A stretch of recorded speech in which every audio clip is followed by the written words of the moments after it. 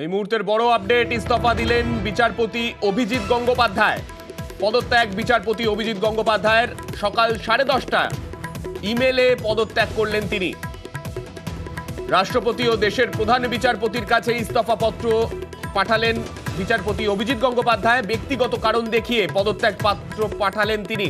আমাদের সঙ্গে রয়েছেন আমাদের প্রতিনিধি অর্ণব। অর্ণবের থেকে জানতে চাইবো, অর্ণব, আমরা যেমনটা জানতাম তিনি আজকে পদত্যাগ পত্র পাঠাবেন, সেই মতোই তিনি সময় মতো পাঠালেন। এর পরে কি, এর পরবর্তী তার কি কি কাজ থাকবে?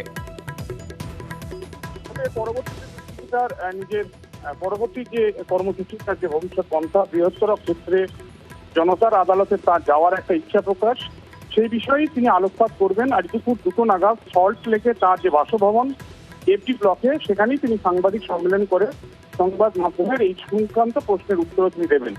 তবে তোমার প্রথমেই যেটা জানিয়ে রাখি, সকাল 10:32 নাগাদ ইলেকট্রনিক মেইল করে রাষ্ট্রপতি এবং দেশের প্রধান বিচারপতির কাছে নিজের ইস্তফা পত্র পাঠিয়েছেন বিচারপতি অভিজিৎ গঙ্গোপাধ্যায়।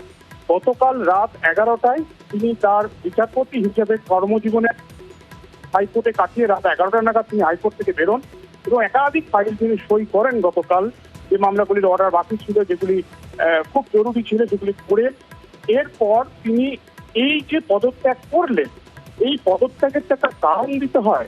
সেই কারণের জায়গাটা তিনি উল্লেখ করেছেন বিচারপতি অভিজিৎ গঙ্গোপাধ্যায়, ব্যক্তিগত পার্সোনাল রিজন, নিজের অর্থাৎ ব্যক্তিগত কারণটাকে সামনে রেখেই তিনি এই পদত্যাগ করছেন এবং এই পদত্যাগ যেন গ্রহণ করা হয় এমনটাও রাখা হয়েছে বলে আমরা জানতে পারছি। এবং রাষ্ট্রপতি তিনি কলকাতা হাইকোর্ট নয়, দেশের সমস্ত হাইকোর্টের বিচারপতিকে তিনি অ্যাপয়েন্টমেন্ট দেন। এটা একটা তিনি ইস্যু করেন, যেটাকে আদালতের ভাষায় বলা হয় ওয়ারেন্ট। তাই রাষ্ট্রপতির কাছে পদত্যাগপত্র পাঠানোর পাশাপাশি কলকাতা হাইকোর্টের প্রধান বিচারপতির কাছেও তার একটা কপি তিনি পাঠাচ্ছেন বা পাঠিয়েছেন বলে আমরা জানতে পারছি।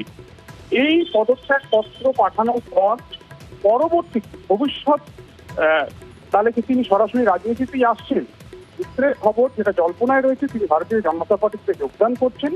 খুব শীঘ্রই সে বিষয়টি সামনে আসবে এবং তিনি তমলুক লোকসভা কেন্দ্র থেকে ভারতীয় জনতা পার্টির হয়ে প্রতিদ্বন্দ্বিতা করবেন পদ্মফুল চিহ্নে। তবে বৃহত্তর ক্ষেত্রে আদালত থেকে জনতার আদালতে আসার কারণ কি, বা কেন তিনি আসতে চলেছেন, কেন তিনি বিচারপতি পদ থেকে সরলেন, এই পুরো বিষয়টাই তিনি সাংবাদিক সম্মেলন করে শর্ট লেখে তার বাসভবনেই দুপুর 2টো নাগাদ বিস্তারিত জানাবেন।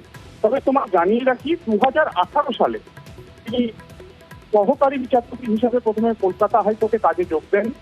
2 বছর পর, কিছু সময় পর তিনি স্থায়ী বিচারপতি হন এবং স্থায়ী বিচারপতি হওয়ার পর তার একের পর এক রায়, নির্দেশ, যেটা নিয়ে কার্যত ঘুম ছুটিয়ে যায়, কার্যত বলা যায়, বিশেষ করে স্কুল সার্ভিস কমিশন, প্রাথমিক শিক্ষা পর্ষদের মতো অটোনমাস বডিগুলি এবং নিয়োগ দুর্নীতি তিনি সামনে এনে দেন। যদিও সেই মামলাগুলি, বেশ কিছু মামলা সুপ্রিম কোর্টে, বেশ কিছু মামলা হাইকোর্টে এখনো রয়েছে, কিন্তু দুর্নীতি যে হয়েছে নিয়োগে, সেই বিষয়টা যিনি সামনে আনেন তিনি বিচারপতি অভিজিৎ গঙ্গোপাধ্যায়।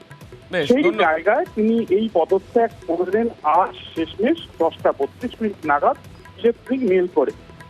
বেশ, ধন্যবাদ অর্ণব।